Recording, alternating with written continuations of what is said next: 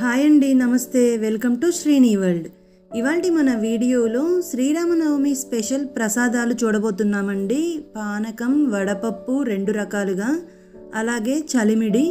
ఇవి చాలా తక్కువ టైంలో చేసుకోవచ్చు అండ్ వంటికి కూడా చాలా చలువ చేస్తాయి. లేట్ చేయకుండా ప్రాసెస్ ఏంటో చూసేద్దాం. ముందుగా ఒక బౌల్ తీసుకొని అందులో 1 కప్పు పెసరపప్పు యాడ్ చేసి వీటిని ఒక 2 సార్లు వాష్ చేసుకోవాలి.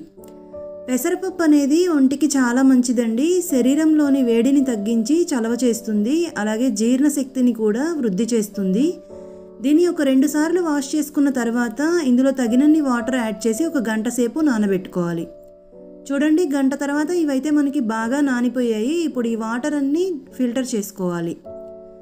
ఇలా స్ట్రైనర్లో యాడ్ చేసుకుంటే మనకి వాటర్ అంతా కూడా కిందకి కారిపోతాయండి. ఈ వడపప్పుని 2 రకాలుగా చేసుకుంటారు. అందులో మొదటి దానికి కొన్ని నానబెట్టిన పెసరపప్పు తీసుకొని అందులో చిన్న చిన్న బెల్లం ముక్కలు యాడ్ చేసుకొని బెల్లం కాంబినేషన్గా తింటారండి, దేవుడికి నైవేద్యంగా పెట్టి.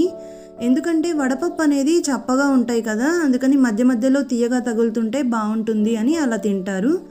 ఇంకొకటి వచ్చేసి ఈ నానబెట్టిన పెసరపప్పుని యాడ్ చేసుకొని ఇందులో సన్నగా తరిగి పెట్టిన కీరా ముక్కలు అండ్ తురుముకున్న క్యారెట్, అలాగే పచ్చి మామిడికాయ ముక్కలు, కొబ్బరి తురుము, కొత్తిమీర తరుగు ఇలా మనకి తోచినట్టుగా యాడ్ చేసుకోవచ్చండి. ఇది సాలడ్ లాగా అన్నమాట. ఇందులో కొద్దిగా సాల్ట్ యాడ్ చేసుకొని అండ్ కొంచెం మిరియాల పొడి యాడ్ చేసుకొని దీన్ని బాగా మిక్స్ చేసుకోవాలి.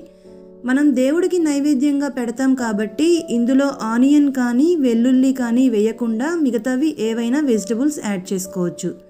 ఇలా కలుపుకొని దీన్ని కూడా ఒక బౌల్లోకి తీసుకుందాం. చూసారు కదా, మనకి 2 రకాల వడపప్పులు అయితే రెడీ అయిపోయాయి. ఇప్పుడు పానకం ఎలా చేయాలో చూద్దామండి. దానికోసం ఒక బౌల్ తీసుకొని అందులో 1/2 కప్పు బెల్లం తరుగు యాడ్ చేసుకోవాలి. ఇందులోనే ఒక 1/2 లీటరు వాటర్ యాడ్ చేసుకోవాలి. మనకి వడపప్పు అనేది వడకొట్టకుండా వేడి నుంచి కాపాడుతుందని అర్థం అండి. అలాగే పానకం అనేది మనకి ఏదైనా గొంతు సమస్యలు ఉంటే ఇందులో వేసే మిరియాల పొడి, యాలకల పొడి వల్ల గొంతుకి చాలా మంచిదండి. చూసారు కదా, ఇందులో వాటర్ యాడ్ చేసుకున్న తర్వాత ఈ బెల్లాన్ని అంతా కరిగించుకోవాలి. బెల్లం అంతా కరిగిన తర్వాత ఇందులో 1/2 టీ స్పూన్ మిరియాల పొడి, 1/2 టీ స్పూన్ యాలకల పొడి యాడ్ చేసుకొని దీన్ని బాగా కలుపుకోవాలి. మిరియాలు, యాలకలు నేను పొడి చేసి వేసానండి. మీరు అప్పుడప్పుడే దంచుకొని వేసుకున్నారు అంటే వాటిని వడకట్టుకోవచ్చు. ఇక్కడ నేను పౌడర్ లాగా వేసాను కాబట్టి వీటిని అయితే ఏం ఫిల్టర్ చేయట్లేదు. ఇలాగే వీటిని ఒక గ్లాస్లోకి తీసుకుంటున్నాను. ఇది స్వామివారికి నైవేద్యంగా పెట్టి ఆ తర్వాత మనము స్వీకరించవచ్చు. చూసారు కదా, మనకి పానకం కూడా రెడీ అయిపోయింది. ఇప్పుడు చలిమిడి ఎలా చేసుకోవాలో చూద్దామండి. ఒక మిక్సీ జార్ తీసుకొని అందులో 1 కప్పు బియ్యపిండి యాడ్ చేసుకోవాలి. ఇక్కడ నేనైతే పొడి బియ్యపిండి యూస్ చేస్తున్నానండి. తడి బియ్యపిండితో కూడా చేసుకోవచ్చు. మనం ఏ కప్తో అయితే బియ్యపిండి తీసుకుంటామో అదే కప్తో 1/2 కప్పు బెల్లం తరుగు యాడ్ చేసుకొని ఫ్లేవర్ కోసం కొద్దిగా యాలకల పొడి యాడ్ చేసి 1 స్పూన్ నెయ్యి యాడ్ చేసుకొని దీన్ని మిక్సీ వేసుకోవాలి. ఇది మనం మిక్సీ జార్లో కాకుండా బెల్లంని సన్నగా బాగా పొడిలాగా చేసుకొని కొద్దిగా వాటర్ యాడ్ చేసి కూడా కలుపుకోవచ్చండి. కాకపోతే ఇలా చేస్తే తొందరగా అవుతుందని నేను ఇలా చేశాను. చూసారు కదా, ఇలా గ్రైండ్ చేసుకున్న తర్వాత దీన్ని ఒక బౌల్లోకి తీసుకోవాలి. మనం పొడిపిండి కాకుండా తడిపిండి యూస్ చేసినట్టయితే ఇందులో వాటర్ అస్సలు పడదండి. ఎందుకంటే బియ్యపిండి అనేది కొంచెం తడిగా ఉంటుంది కదా, ముద్దలాగా అవుతుంది. ఇక్కడ నేను పొడిపిండి యూస్ చేశాను కాబట్టి కొద్దిగా వాటర్ యాడ్ చేసుకొని ముద్దలాగా తయారు చేసుకోవాలి.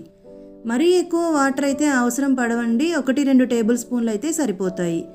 చూసారు కదా, ఇలా ముద్దలాగా చేసుకోవాలన్నమాట. ఇక్కడ నేను కొంచెమే చేసి చూపిస్తున్నాను. ఇలా ముద్దలాగా చేసి దీన్ని ఒక బౌల్లోకి తీసుకుందాం. ఇక్కడ నేను దీనిపైన చిన్న జీడిపప్పు పలుకుని పెట్టానండి. చూసారు కదా, మన ప్రసాదాలు అయితే రెడీ అయిపోయాయండి. వడపప్పు, పానకం, చలిమిడి. ఈ వీడియో మీకు కొంచెమైనా హెల్ప్ అయిందని అనుకుంటున్నాను. ఈ శ్రీరామనవమికి శ్రీరాముడికి ఎంతో ఇష్టమైన ప్రసాదాలు మీరు కూడా చేసుకొని మీరు టేస్ట్ చేయండి. If you like this video please don't forget to like, share, comment and subscribe. Thank you.